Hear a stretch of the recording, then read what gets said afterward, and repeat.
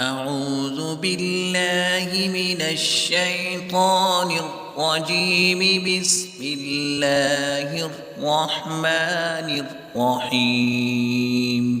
إذا زلزلت الأرض زلزالها وأخرجت الأرض أثقالها وقال الإنسان ما لها يومئذ تحدث أخبارها بأن ربك أوحى لها يومئذ يصدر الناس أشتاتا ليروا أعمالهم فمن يعمل مثقال ذرة خيرا يره ومن يعمل مثقال ذرة شرا يره.